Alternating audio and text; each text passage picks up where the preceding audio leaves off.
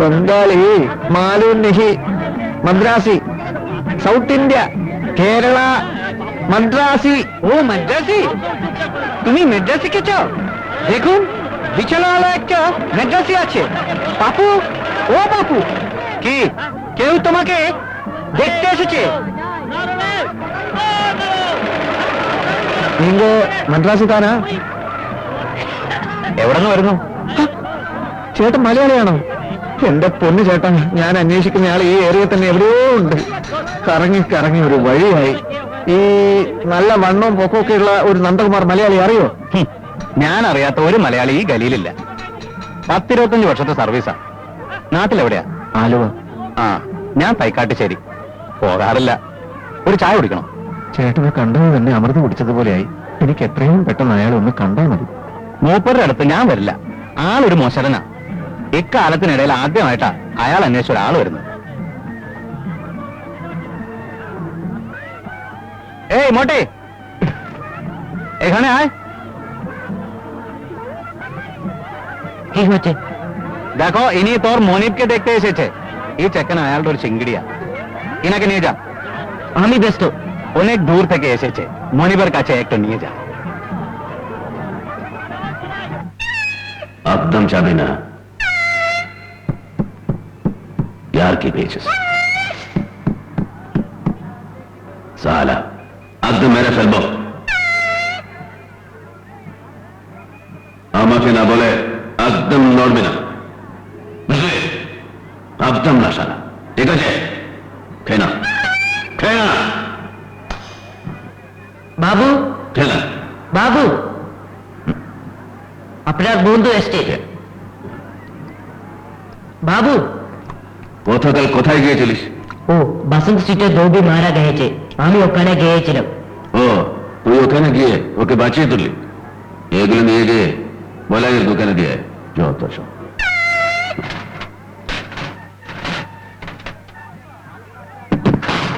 বাবু, লোকটা কুকুর থেকে নিচে বসে আছে। কে? আমি জানি না কে।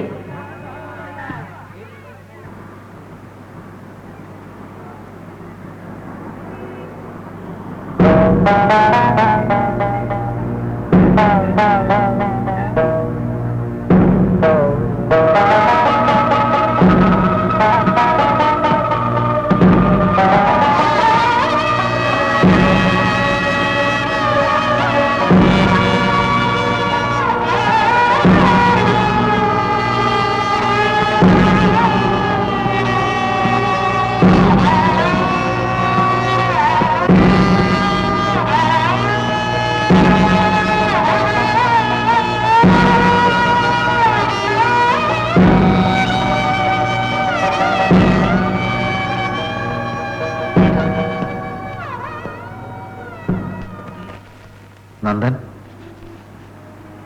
എന്നെ നന്ദന് മനസ്സിലായില്ലേ? ഞാൻ റഹ്മാൻ.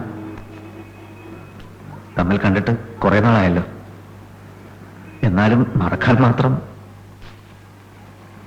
ഈ സിറ്റിയിൽ ഇനി അന്വേഷിക്കാത്ത സ്ഥലമില്ല. തിരിച്ചു പോയാലോ എന്ന് വരെ ആലോചിച്ചതാ. ഭാഗ്യത്തിന് നന്ദനെ അറിയാവുന്ന നമ്മുടെ ഒരു നാട്ടുകാരനെ കണ്ടുമുട്ടി. നന്ദൻ, ഇത്രയും കാലത്തിന് ശേഷം കണ്ടുമുട്ടിയിട്ട് ഞാൻ വന്നത് നന്ദനെ ഇഷ്ടമായില്ലെന്നുണ്ടോ? ഇഷ്ടമായില്ലെങ്കിൽ ഞാൻ പോയേക്കാം. പക്ഷെ ഒരു വാക്ക് വേണ്ട, മിസ്റ്റർ റഹ്മാൻ, നിങ്ങൾ എനിക്ക് കാണണ്ട. എന്നാൽ ഇത്രയും ദൂരം സഞ്ചരിച്ച് വന്നതല്ലേ, ഒരു ചായ കുടിക്കും, എന്നിട്ട് ഉടനെ സ്ഥലം വിടും. അത്രയെങ്കിലും പറയാലോ. അല്ല, ഒരു ചായ പോലും വാങ്ങിച്ചു തരാനുള്ള സൗഹൃദം നമ്മൾ തമ്മിൽ ഇല്ലെന്നാണെങ്കിൽ മേൽപ്പറഞ്ഞ സംഭാഷണത്തിൽ നിന്ന് ചായയുടെ ഭാഗം കട്ട് ചെയ്തോളൂ, ബാക്കി പറയാലോ.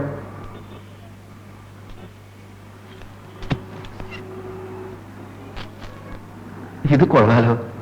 ഇതെന്തിനുള്ളതാണ് നന്ദൻ?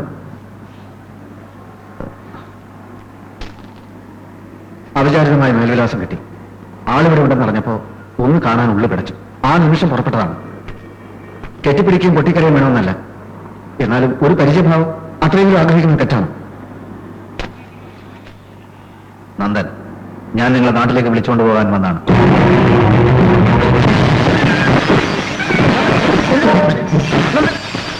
എന്തായി കാണിക്കുന്നത്?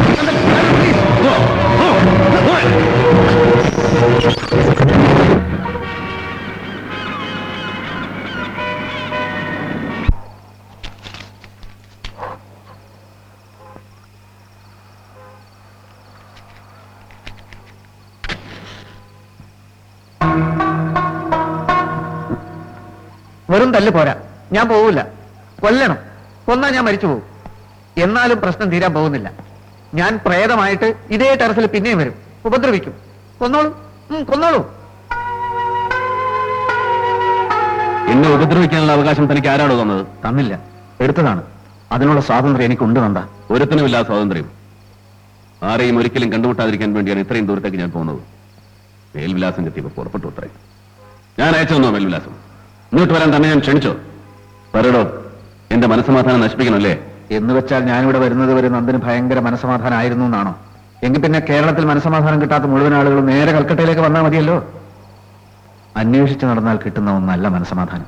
അത് നമ്മുടെ മനസ്സിൽ നിന്ന് നമ്മൾ തന്നെ ഉണ്ടാക്കിയെടുക്കുന്നതാണ്.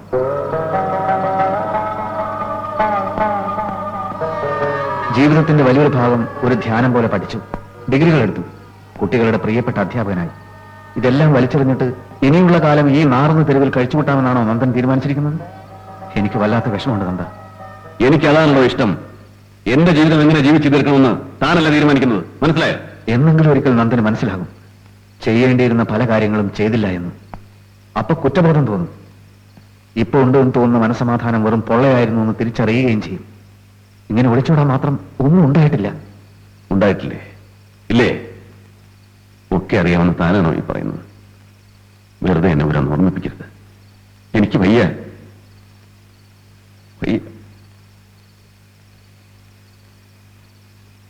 തനിക്ക് ഇവിടെ നിന്ന് പോയിക്കൂടെ?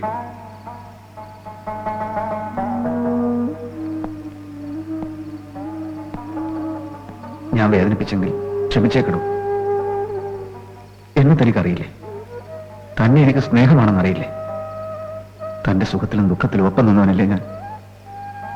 ഇവിടം വരെ വന്ന് തന്നെ ഞാൻ വിളിക്കുമ്പോൾ അതിൽ വല്ല കാര്യവും കാണുമെന്ന് താൻ മനസ്സിലാക്കണം. വരണം നന്ദ, എന്റെ കൂടെ താൻ എന്തായാലും വരണം.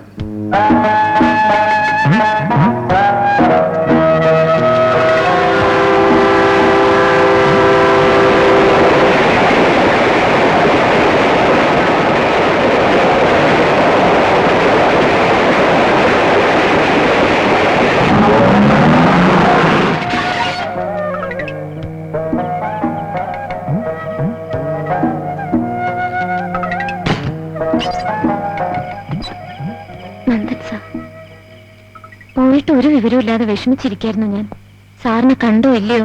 എന്താ ഒന്ന് ഫോൺ ചെയ്യാതിരുന്നത്? അതൊന്നും പറ്റിയില്ല. നന്ദൻ വാ. നന്ദൻ സാർ വല്ലാതെ ക്ഷീണിച്ചല്ലോ. എവിടെ ക്ഷീണിച്ചു? ഇത് യാത്രാ ക്ഷീണ. എത്ര മണിക്കൂറാ തീവണ്ടിയിലിരുന്നത്? നന്ദനിരിക്കും. രഹന പണ്ടത്തേതിൽ ഒന്ന് തടിച്ചു. ഇല്ലേ നന്ദ? ഇവിടെ ബാപ്പ മരിച്ചു, സ്വത്ത് പാർട്ടീഷനായി. കിട്ടിയ പണം ബാങ്കിലിട്ടില്ല. ഇഷ്ടം പോലെ ഇറച്ചിയും മീനും വാങ്ങി തന്നു തീർത്തു. ആ തടിയാ പാർട്ടീഷൻ തടി. ആ, അരമണിക്കൂറിനകം സംഭവബഹുലമായ ഭക്ഷണ പദാർത്ഥങ്ങൾ ഡൈനിങ് ടേബിളിൽ നിരന്നിരിക്കണം. വയറ്റിൽ തീ ആളിപ്പടരാണ് ചെറിയല്ലേ?